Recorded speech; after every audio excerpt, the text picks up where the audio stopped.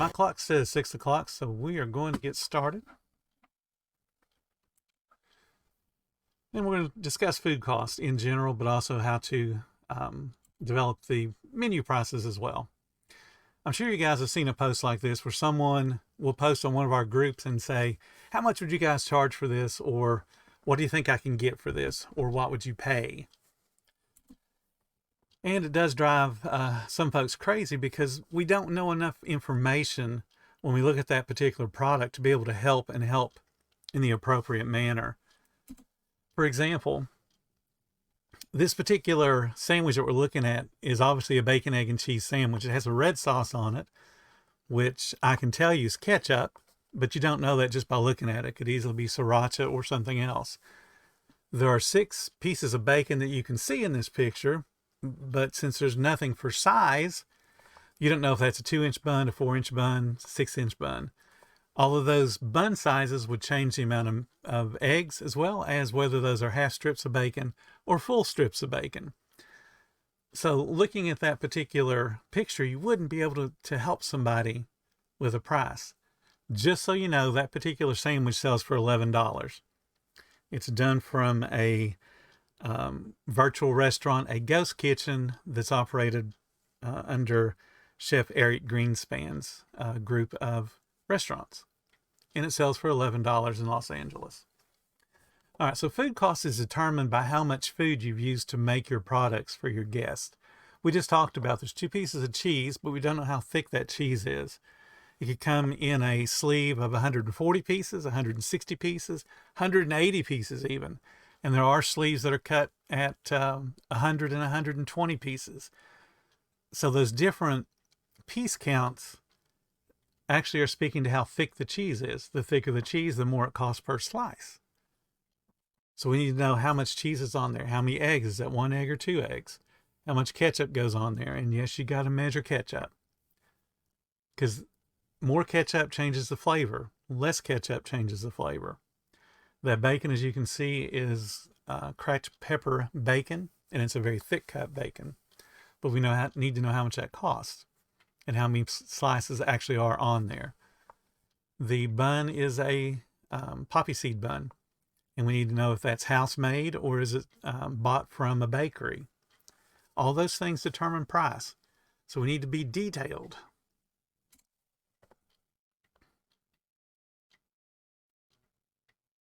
So that's what we're going to do before we even start to assign prices. We've got to write our whole menu, because this helps determine your overall food cost, is knowing what's actually on your menu.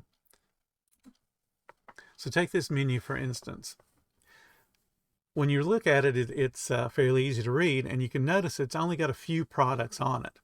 You want to limit yourself to 3 or 4 main product lines. This one has burgers, pulled pork, hot dogs, and sides. Now you might say, well, what about the grilled cheese sandwich? The grilled cheese is actually made out of products that are already on the food truck. It's already got bread and the buns for the pulled pork and the hamburger. And obviously it's going to have cheese that's going to come on at least the hamburger. So that just makes sense to offer a grilled cheese because you can make it without adding on an additional product. So it makes your menu look bigger without it really being bigger. So especially new folks, limit yourself to 3 or 4 main product lines. You can always expand in the future. And see an example like here, you can add bacon. So now you have a bacon cheeseburger. Still a hamburger product line, but you've got an additional product. When you add the bacon, you can also do a BLT because there's lettuce and tomatoes on a hamburger. You can do a bacon wrapped hot dog. So adding one product, you're looking for multiple ways to use that product. And then here's a mantra to remember. If it's on my truck, it must be used on more than one product. Okay, let me say that again. If it's on the truck, it needs to be used on more than one product. Less is more, especially when you first get into this business. I can't stress enough when you're sitting and writing your menu and you're going, okay, I've got a grill and I've got a char rock and a char broiler and I've got I've got deep fryers. And you start thinking about, okay, I love hot dogs and I love hamburgers, and hey, I can do tacos. And then you start thinking, well, I can do chili, and then I can do French fries, and oh, I love onion rings. So you start thinking about all the things that you love and you think you could cook because you have the equipment. That doesn't really work, because everything you add onto your menu, even if it's the best product in the world, it still requires the guest that comes up to your window to read the menu. The more stuff they have to read, the longer it takes them to place an order. The longer it takes them to place an order, the longer your line becomes.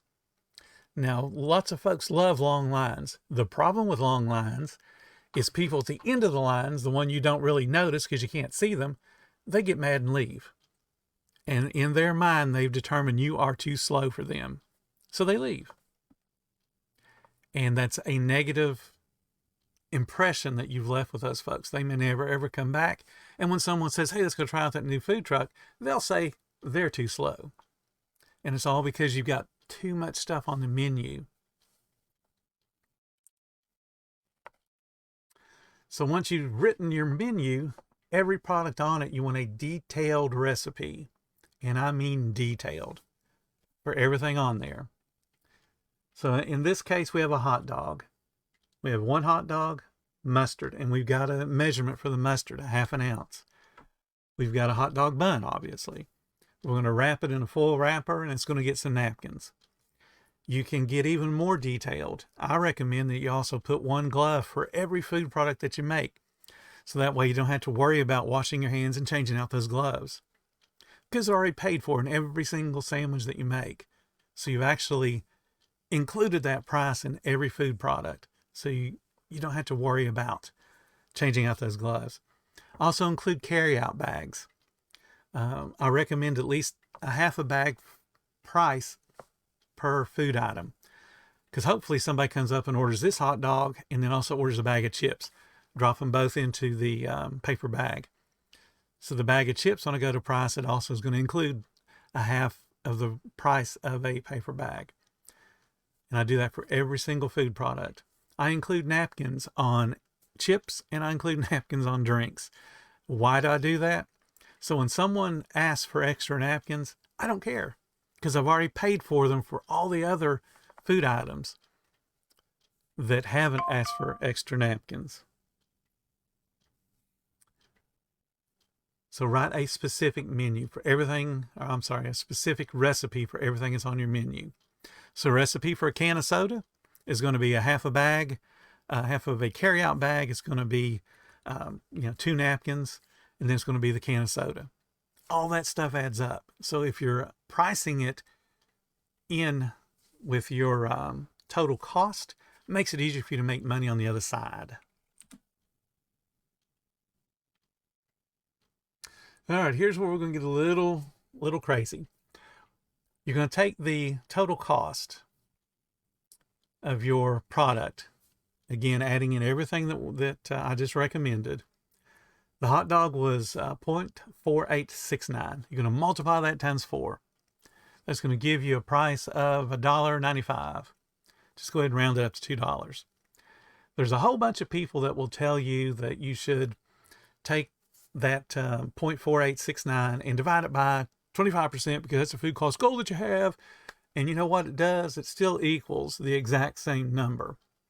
And you're still going to round it up to $2. Math is one of those really cool things that it works for everybody the exact same way. But it also, in order for math to work, it has to be provable. Multiplication proves division. Division proves multiplication. So when I tell people to multiply by 4, that's an easier number for you to remember in your mind. Because you would look at that and go, okay, that's 50 cents. 50 cents times 4 is $2. Hey, I got my price. You didn't need to use a calculator, didn't need to do anything other than you can do that in your head. But if you look at that same 50 cents and then start to divide it by 25%, it gets a little dicey. It's a little bit hard. Unless you understand that there's 4 25s in 100, so then you're still multiplying it by 4. Also, you're going to have folks that will say to multiply it by 3. I actually heard this referred to as the rule of threes or the rule of thirds. And I'm going to tell you right now, that's not the case. That is not a rule in restaurants, and it hasn't been since the early 80s. When I very first started in restaurants in 1977, we sold roast beef. And occasionally people come in and want to buy it by the pound. Well, of course, we didn't have a per pound price. Back then, roast beef was $1.71 a pound. We would just multiply that by 3 and then charge them whatever that works out to be. What happened when minimum wage went up in 1980? Our prices went up. And as our prices went up, that 3 times multiplier no longer worked. Today, most restaurants, most fast food restaurants, and I look at fast food as being the closest analog to a food truck that is out there among restaurants, they're running about 28%, which is a 3.5 times multiplier. So you can either divide by 0.28 or divide by 0.28%, or you multiply by 3.5. The thing of it is, you want to multiply or determine a price that's going to be profitable for you. I'm telling you, start at 25% food cost. That is the goal number. And if you want to do a different percent, just look at all those different multipliers there. You can either divide by the percentage or you can multiply. You want to run a 20% food cost, multiply by 5. And like I said, math's funny. Multiplication is the inverse of division. They are used to prove each other.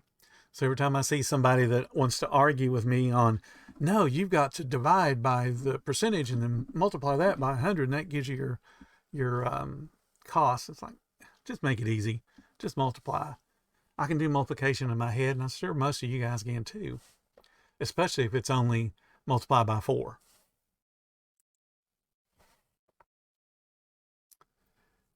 Okay, now there's going to be a little exception to this rule. Some foods require a higher multiplier, or the inverse of that being a lower percentage. Side items, for instance, French fries. Usually French fries are going to be something that a restaurant wants to sell and get it in the teens, the upper teens, for a food cost percentage. Drinks, mid to low teens. Let's take a water. You go out and buy a generic bottle of water. It's going to cost you about 8 cents. If you were doing that 4 times multiplier, or you were doing that 25% food cost thing, that means you'd only charge 32 cents for it. You can't go anywhere and buy a bottle of water for 32 cents. They all cost what? At least $1. And if you go into a fast food restaurant, it's more like $1.50 or more. And why is that? That's because they're using that low food costs off of that water to balance out some other product that they can't get down to that 25% goal. For instance, let's do a Whopper. A Whopper, roughly, I haven't worked for Burger King in a while, but roughly was about a 32% food cost. That's why they pushed the combos, and that's also why the drinks and the fries and the waters cost so much more. They hope that when you buy that Whopper at 32% food cost, you're also going to buy at least a soda. And then that helps to pull down the overall food cost for that order total. So you're not going to get 25% out of everything.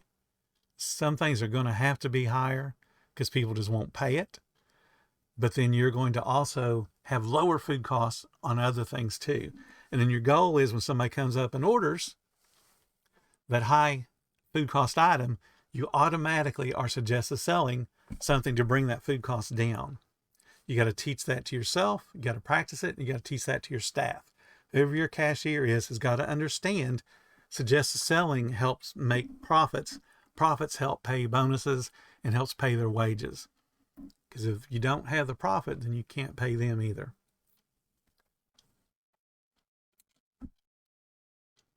Okay, so once the menu is properly priced and you're open for business, how do you verify your food cost?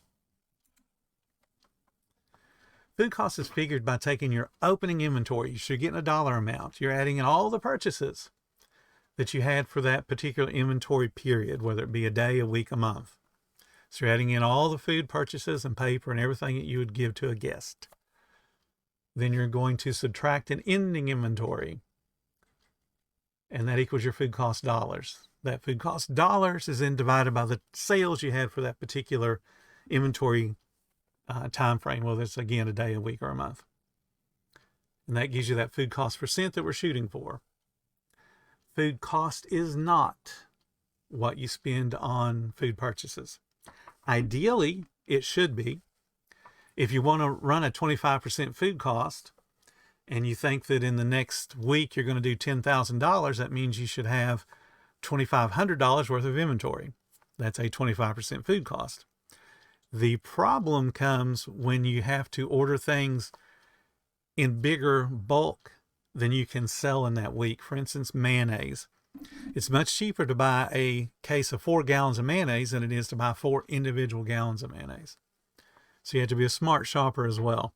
So in the week that you buy the 4 gallons of mayonnaise, you expect your food cost to be a little bit higher because you have on inventory a couple of gallons for the coming week where you will not order mayonnaise. So I'm hoping that makes sense. That's why you're taking an ending inventory up there, because you're going to count what you still got on hand. So when you're projecting what you're going to be spending, take into account the things that will last longer than your inventory time frame. You've got to have a properly programmed POS system that's able to provide you with a sales mix report.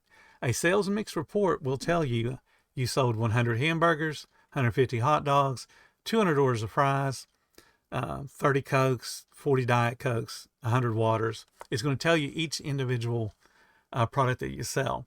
And the sophisticated systems will tell you that on Monday from 11 to 12, you sold 16. From 12 to 1, you sold 18. It'll break it down like that. And this is one of those things that gets into the expert food costs. Is in, if you know the hour-by-hour breakdown, you know how to cook for that hour coming up. Because I promise you, as you do this long enough, you're going to find that most Mondays, unless there's a holiday or unless there's a weather event, is going to be like every other Monday as far as the people and the sales.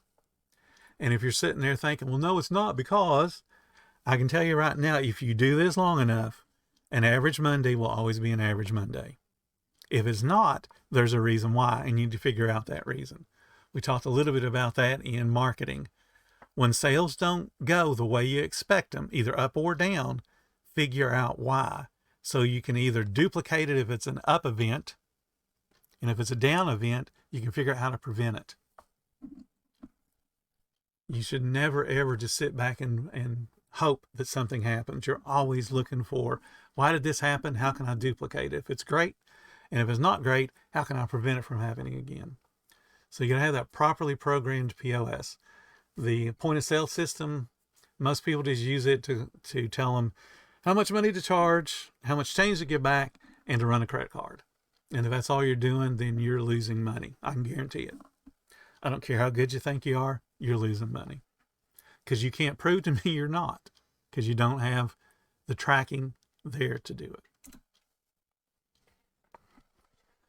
Part of your inventory process is to take your ending dollar amount and then go one step further and see how much of each product you used.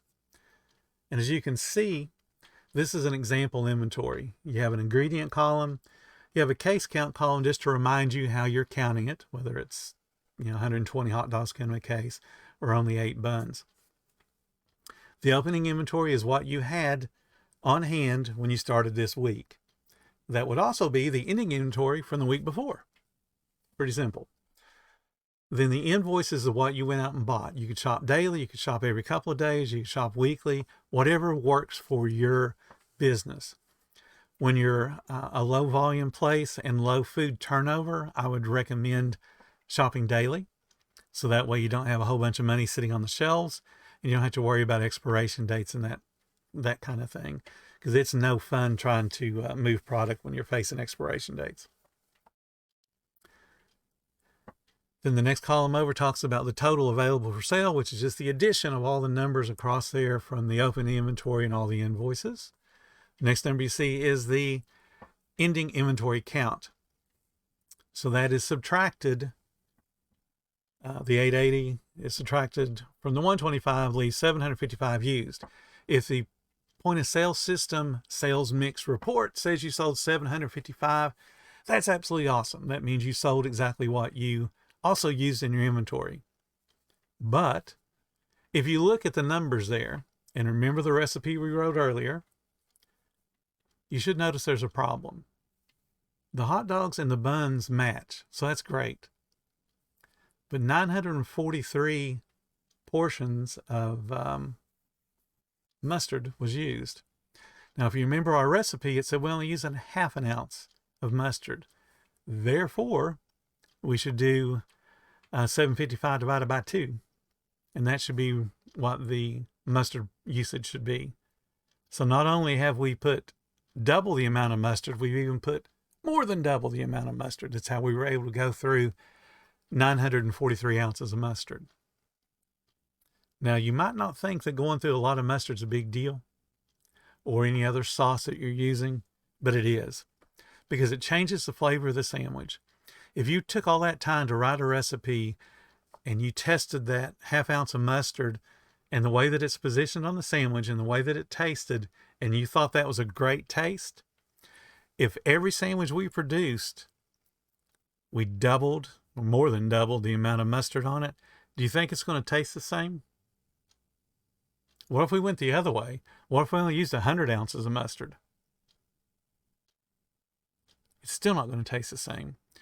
So if it's a product that they love the taste on because we gave them extra, they're bragging to their friends, you gotta come try this, it's so awesome.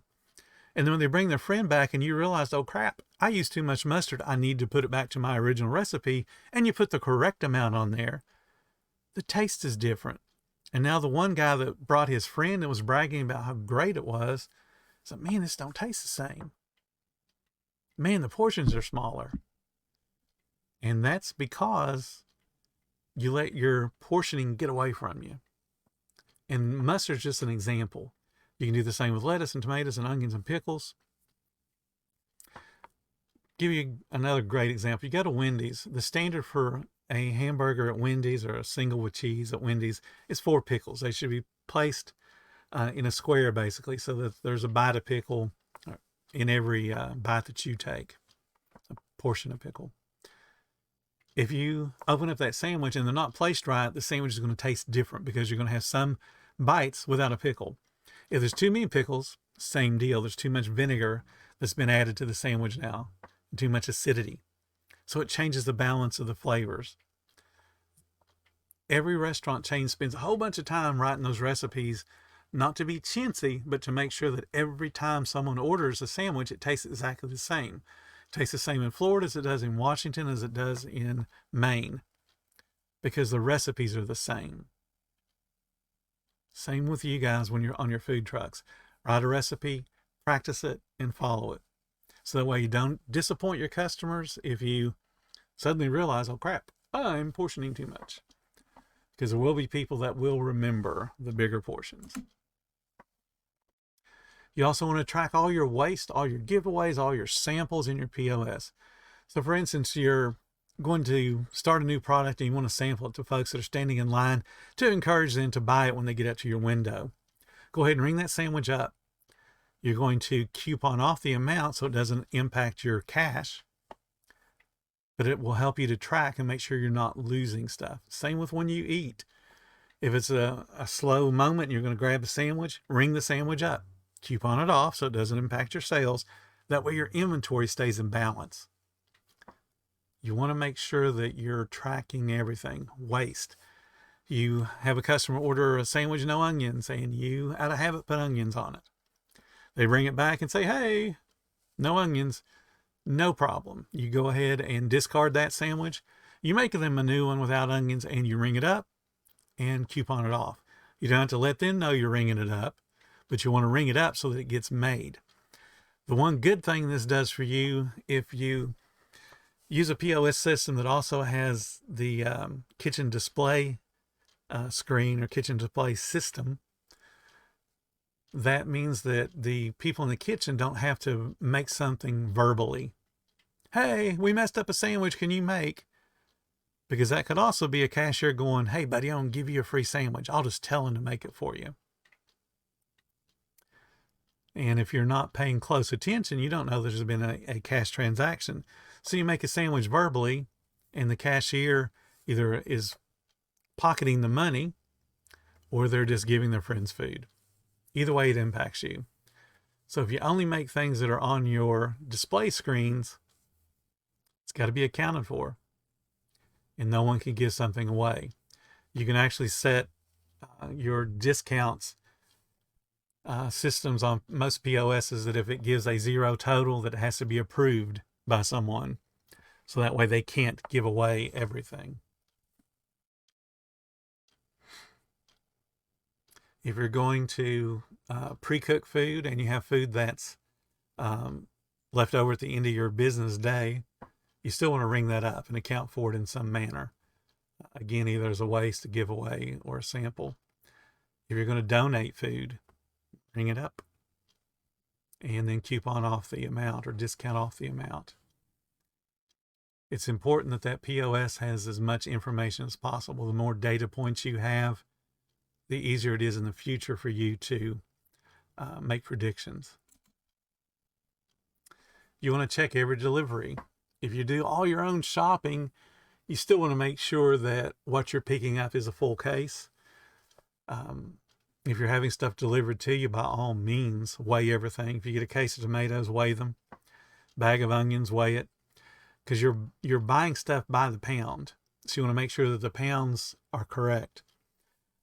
There's been many times when I've had a produce company deliver me tomatoes, and the tomatoes should be a 25-pound case, and they will be a 22, 23-pound case.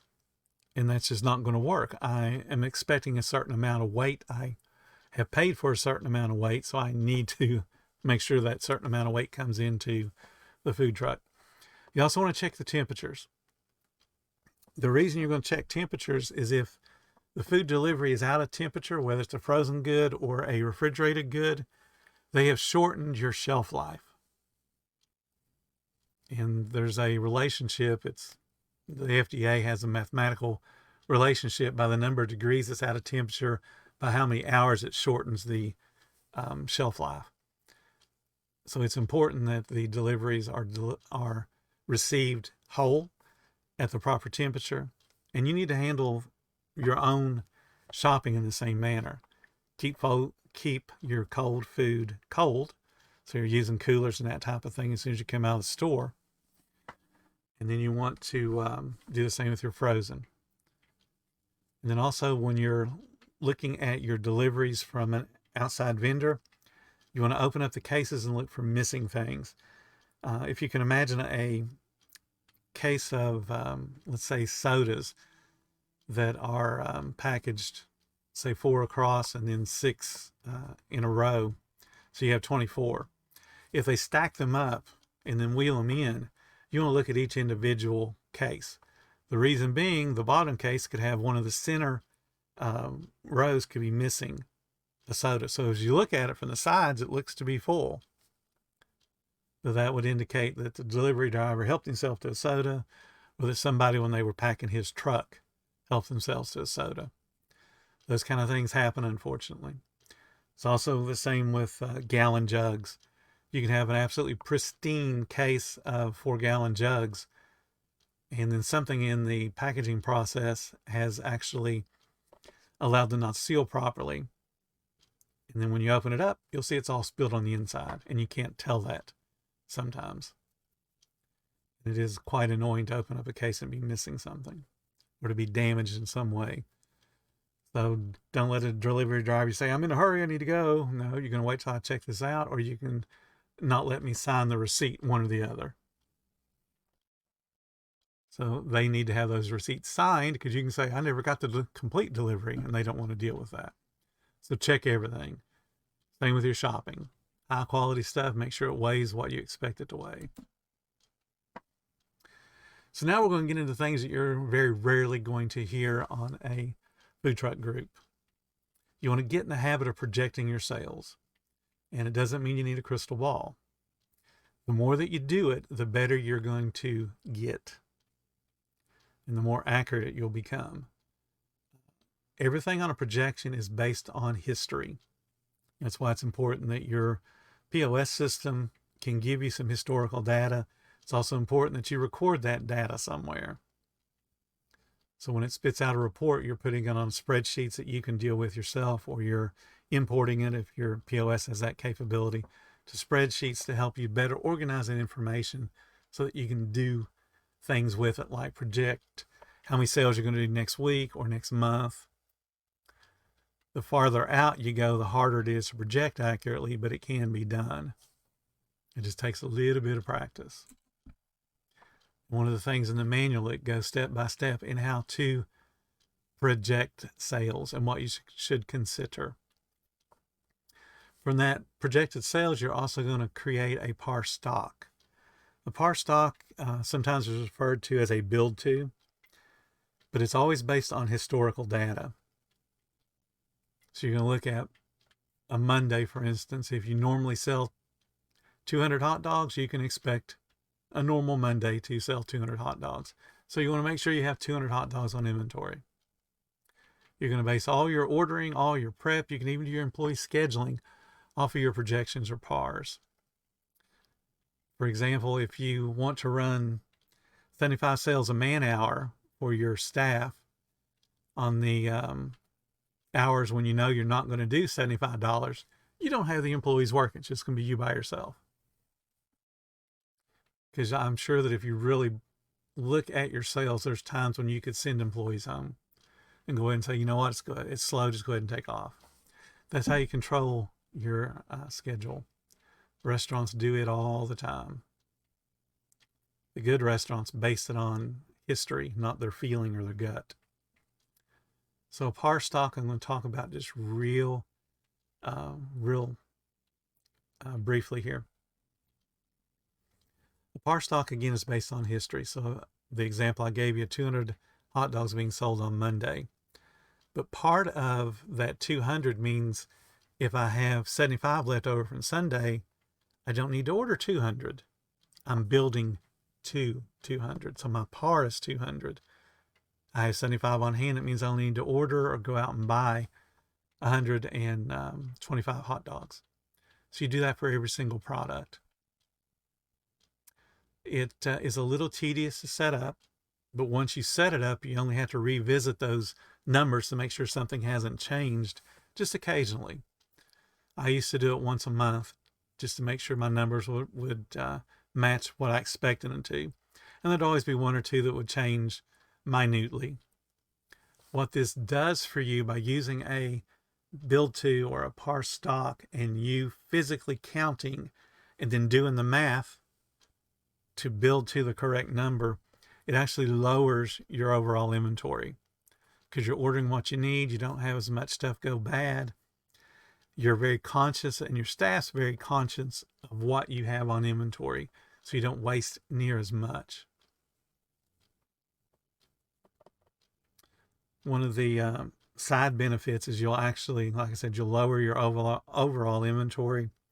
But if you do it consistently, you also find that your food cost ends up lowering too.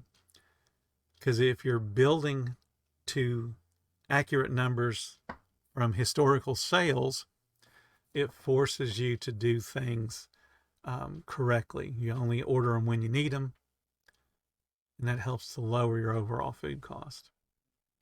It takes a little bit of time for that one to show up, but it does work. Let's talk about your menu and making it work for you. Your menu has a couple of features it should do for you. Number one, it should have some space so it's easy to read. This menu, the signature hamburger's in a larger font than the price.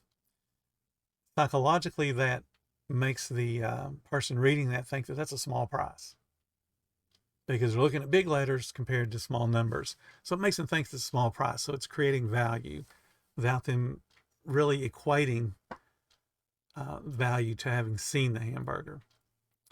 And it's the same with all of the main items. Then when I get down into the sides, everything's the same size. And if you really look at it, that 250 looks so much bigger because it's the same size as the fries. I did that for you guys to compare. Signature hamburger, $6 feels small. French fries 250 feels kind of big. And that's because of the change in the fonts.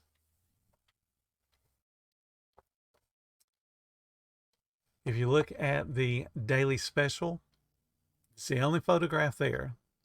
You want to use a photograph of your food, not a stock image. You want the anything that's featured,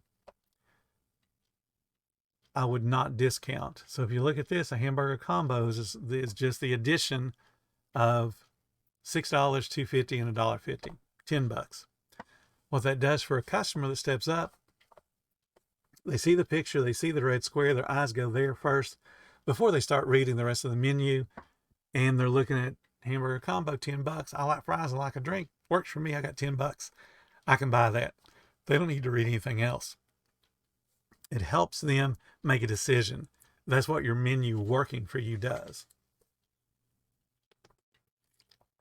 If they step up and have to read everything, you're slowing down your speed of service, which is slowing down sales you can put in your cash register. You don't want that. If you do, instead of a daily feature, you actually make a special or a combo and you discount it, that works too. And people start to freak out when you talk about, why do I want a discount? Here's why you want a discount. Somebody stepped up to you, and if we didn't have that daily special there, they would read the menu and go, okay, hamburger, $6. I don't really want fries. Yeah, give me that soda. They're spending $7.50. That $7.50 is going to have to pay all the bills. Proportionally, obviously. But a little tiny bit of it is going to go to pay for the propane, a little tiny bit is going to pay for the gasoline, a little tiny bit is going to pay for your insurance, your licenses, any loans that you may have, going to pay for your employees, a little tiny sliver of it. So why wouldn't you want to get more money out of them? So if we had that hamburger combo at $9, so it saved an obvious dollar, so you got an extra $1.50 out of this guy. What's the problem with that? There isn't one. The manual that I produced will explain in detail how it impacts your fixed cost and why you want to get as much money out of people's wallets as you can. If you notice, this particular menu doesn't talk about charging for cheese, or if cheese even comes on the hamburger. If you had a place where you added on, say, cheese or chili on the hot dog, then you could, charge an additional amount. And that's where suggestive selling comes in. Somebody steps up and says, I like that signature hamburger. Would you like cheese on that? I talk about writing a script and greeting people. I worked at a number of fast food restaurants, and I was always in, management or the corporate side of it. But there are times when you have to do what you have to do and then run a crew position because someone's called off, the store's shorthanded when you walk in. You don't let them drown just because you're somebody there that's supposed to be inspecting them. You put the inspection down and you go help take care of customers. At least the good ones do. And there were times when I would have to order take at the drive-thru. Because order taking in a restaurant setting, if it's operating properly, doesn't deal with cash. So that's technically the easiest job for somebody to step into. They don't need to deal with your cash. So I would step in and take orders. Every place I worked for had a script. If it was Wendy's or if it's Burger King or McDonald's didn't really have a script. Who else? Whataburger had a script. And I always wrote those scripts right beside the drive-thru. So the people knew this is what you're supposed to say when you're taking an order. And it'd be, hi, welcome to Burger King. My name is Bill. Would you like to try a Whopper value meal today? You want to say it with that kind of enthusiasm. You want to say it like a radio announcer or the game show announcer that's giving away the prize package to the winner on Price is Right. You want that enthusiasm there. You want the folks to buy your passion for your food and buy your enthusiasm. I answered the window like that so many times it became such a habit that when I would do it, I wouldn't even realize how I sounded. And people would say, you should get a radio job. It's like, well, I can only sound that way when I greet people. I don't sound that way all the time. But you want to have that enthusiasm. You want to have that script. And then that suggestive sell is already in there. That focuses the customer through your greeting. Would you like to try a signature hamburger today? Would you like to try our pulled pork? So now they don't have to keep reading the menu. Yeah, pulled pork sounds good. Let's do that. Or they'll say, no, you know what? I don't want that, but I do want that hot dog. It focuses them in. It lets them know you're ready to take the order. And it makes them answer a question. No, I don't want that, but I do want this. Add cheese to the sandwich. Add chili to the hot dog. Don't overdo it like they do in the comic skits on Saturday Night Live and the movies where you're constantly being interrupted. Would you like cheese on that? Would you like to upsize that for 30 more cents? No. We already greeted them with a suggestion. We're going to suggest one more time, and we want to make that suggestion make sense. If you sell desserts, that's one you should hold in your back pocket till the customer is obviously done with their order. The customer says, yeah, I want a signature hamburger, I want a fry, and I want a spring water. And they pause. That's your cue to, hey, would you like a dessert with that? Brownie goes great with it. And they'll either say yes or no. Either way, you've gotten them to stop their ordering process and get ready to hear a total.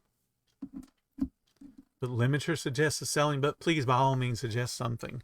You want as much money out of their wallet as you can get in a manner that makes them want to come back and do it tomorrow. And they won't want to come back tomorrow if you constantly interrupt them. Would you like cheese on that? Especially if they got multiple orders. Just let them order everything. Because if one person has a multiple order, chances are they have no clue whether their comrade back at the office wants cheese or not. And I'm going to suggest that you guys act when you see issues arise. So if you're taking a weekly food cost and you expect it to be about 25% and it's 26%, that's when you panic. That's when you go out and figure out what happened. Why am I out this amount of money? Because the problems will not self-correct. Missing food is lost profit. Missing food is lost money in your bank account. Missing food is money you can't spend. You have to equate the food to money. It's your money. It's money sitting on a shelf. It's turned into money when you give it to your guests. So food is money. We are in the food business, and we need guests, the people business. So we sell food to people in exchange for money. So your menu is very, very important. A couple other things about this particular menu. The special has the red frame around it that draws your attention. It's also, if you want to put your most profitable item, it should be on the left-hand side because people read from left to right. But if there's a red frame or a photograph, people will go to that first because then it becomes like reading a newspaper. They look for the picture. So you want to make your pictures attractive and representative of your food. If you can't make your food look like that hamburger in the picture, don't put that picture up there. And realistically, the picture I showed you earlier from Eric Greenspan, all that bacon was pushed to the front of the sandwich so the camera could see it, which is awesome for the camera, but that effectively took that sandwich into being 2D, and it's not, it's 3D. So you want to make your pictures representative of how you're going to be able to turn out your food. And it takes a little bit of practice, but you can make them look like your pictures. I promise you. I've made several 100,000 sandwiches over the years. And after the last, I'd say 35 years, everything I turned out looked like the picture. No thumbprints on it.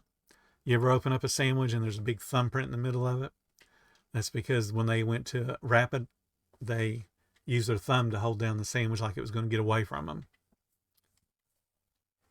You ever had one that's crushed on the sides? That's because they didn't know how to wrap the sandwich. You ever see one that was put together very sloppily in a box? That's because they built it inside the box. And that makes for a messy, messy sandwich.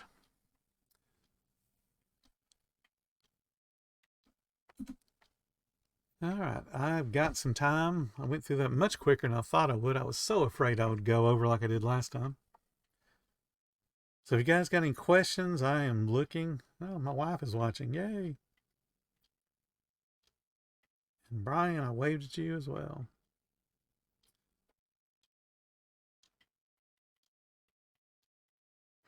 Yeah, I like what Noel had said about getting the habit of protecting your sales. Treat your food truck like a real business. One of my blogs I put up a couple of months ago, I did it in kind of in the form of you might be a redneck if, well, you might be a business hobbyist if. Because there are a lot of folks that get into the food truck business not seriously. They don't look at it as a way to supply money and income for their family. They look at it as a way to get extra income. Extra income is a whole different scenario because you don't have that hand pushing you to, you've got to make a certain amount today to be able to pay the electric bill tomorrow. You already have a job that supports your business. One of the things I like to tell people when you join a food truck group, look at the admins and see what their full-time job is. So many of them say, I'm retired from, but they don't have their food truck business. Or they'll say, I am an office worker, or I'm a nurse, or I'm a doctor, or I'm an attorney. But then they're giving advice on a food truck, or if they've started a food truck group. Doesn't make a lot of sense. If you got any questions, pop them in the comments. If you don't, we will wrap this up, and I appreciate everyone watching. One thing about the little advertisement you see there under the Q&A, the Food Vending 101 Beginner to Winner, that's a book that I wrote. It's a course that I offer. It's on my website. And the neat thing about it is it only costs $149, but what you get is 8 hours with me. 8 hours. You can call me and I will go through step by step everything that we talked about tonight, plus everything is in my book. The book's 300 and some pages. The workbook that comes with it's 80 some pages. You get, I think there's 10 different things there. It shows as far as contracts and Excel spreadsheets and that kind of thing. I, give you all those. They're part of the course. The business plan is specifically designed for food trucks, which is going to be a little bit different than just a generic one you pull off the internet. I was talking with a young lady earlier this week, or maybe late last week, and we were talking about how to do her business plan. And the thing about a business plan for a restaurant is it's got to be numbers that you can visualize. Very, very important. Second thing that's different about a business plan for a food truck is it involves an inventory that's perishable.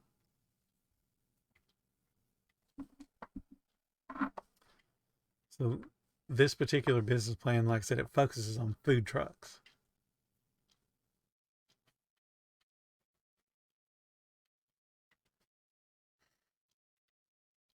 Let's see, someone asks, is QuickBooks worth getting for food business? QuickBooks does a lot of great things. To me, because you got to remember, I grew up in this business. I grew up before there was software and apps to download. So everything I did was on paper and with an adding machine. I was doing this before calculators were really a big thing. Now everybody's got a calculator on their phone.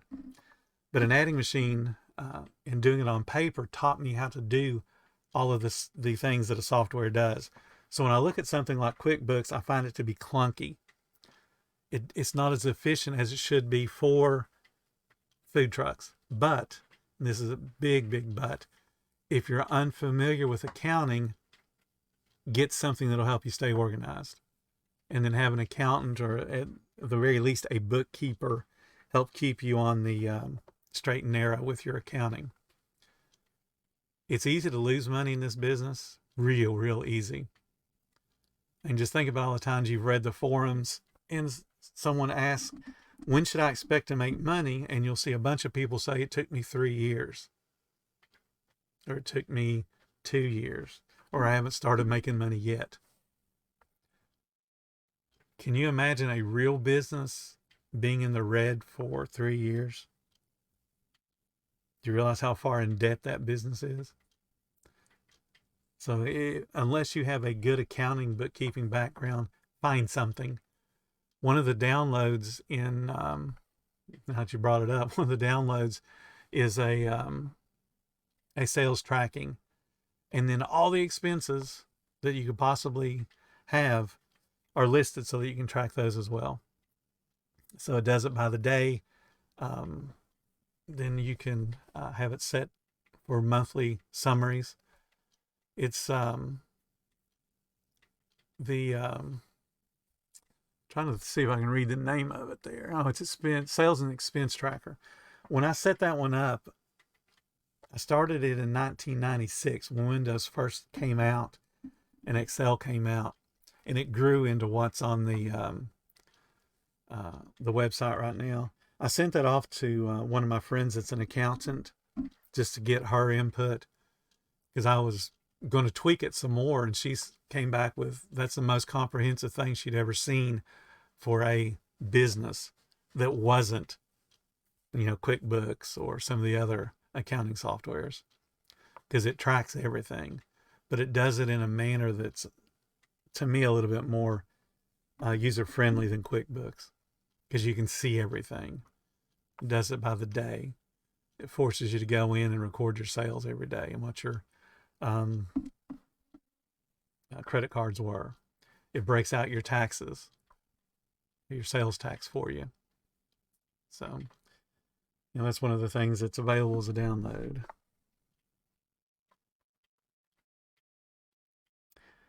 Let's see, Matt, you're asking about state-specific questions. The book obviously is written in general. Most of the questions that would be pertaining to a specific state, I can help with. That would definitely be part of the 8 hours. I have all of the codes that every state uses on my computer. The one neat thing about the internet, especially now, is you can download about anything that you want. But the trick is knowing what you're looking for and knowing the words that they would use. So I can search through a document much quicker than folks that aren't familiar with the terminology. So I can get the answers a lot faster than just you yourself doing the search for it. Plus, I have my search engines. I only use them for business. So when I type in something relating to a food truck or a restaurant, I only get back food truck or restaurant results, because that's the way that particular browser is set up.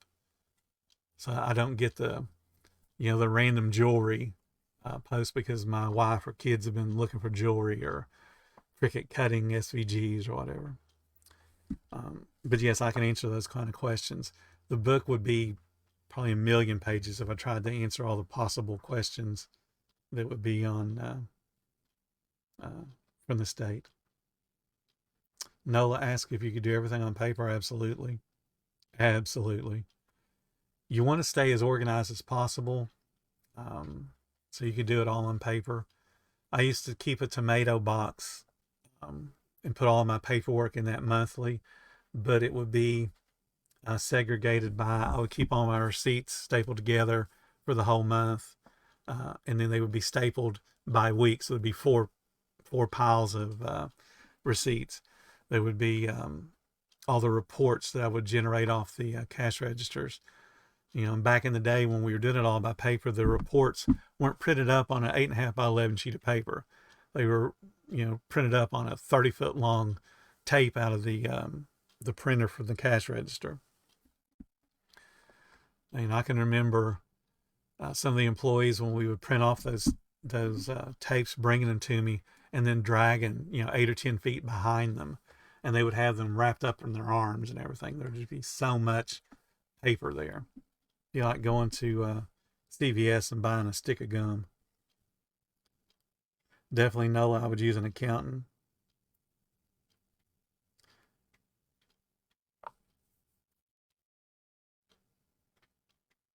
And Matt, I appreciate your giving us some thanks here. I just do this because I love this business. I want to see everybody succeed. And then, I want to be able to drive around the country and come visit some of the people that I've helped work with. Yeah, those 30-foot tapes are amazing. The very first register that I worked with was called an MKD.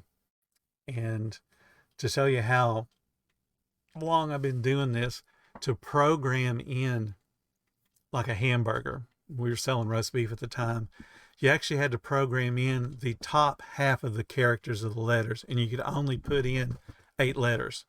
So whatever you called your sandwich, it had to fit within 8 characters. And then after you got that top half of the letters done, you had to do the bottom half. And if you didn't do the right number sequences, what you thought would say roast beef may not even look like roast beef because the top and bottom wouldn't match.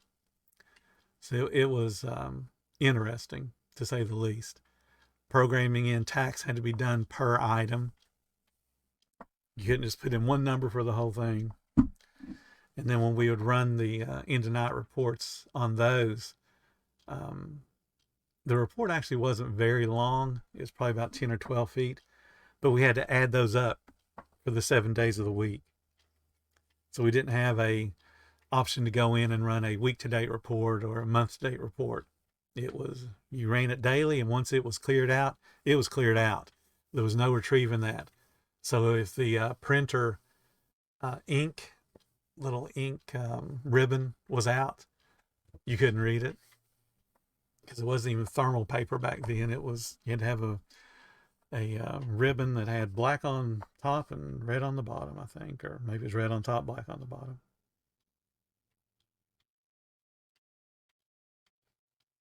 Any more questions here? We'll get ready to wrap this up. I see a few people are dropping off, probably getting ready to have dinner and stuff. Any of the stuff that I put on my on the group website will have contact information for me. I talk to everybody, and I can tell you right now, I go way over 8 hours on that virtual coaching. And I'll keep talking to you till you get it right, until you get it to where you can understand it. People that call me for the free calls, I'll talk to them longer than an hour, if I've got time, obviously. My goal is for you guys to be successful.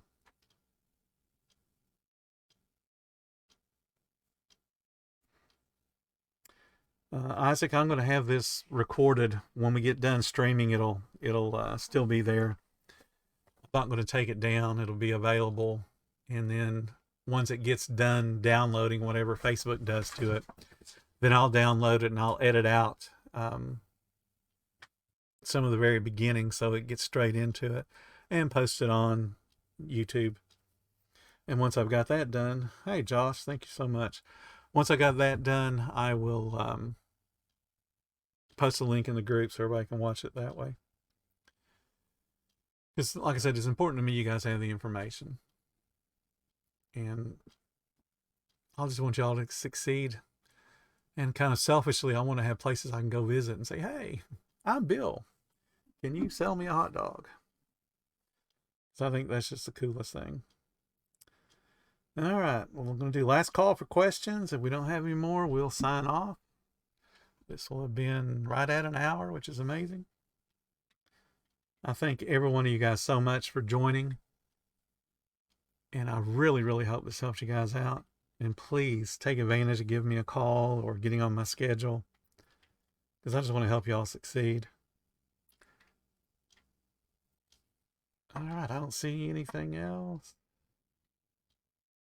Oh, Filipino food sounds great. We had a lady here that did some really cool stuff. So I'll be happy to come buy some from you. Thank you guys so much for all your comments. I'm going to go ahead and end this. Y'all have an awesome day. And I will see you guys on the group tomorrow.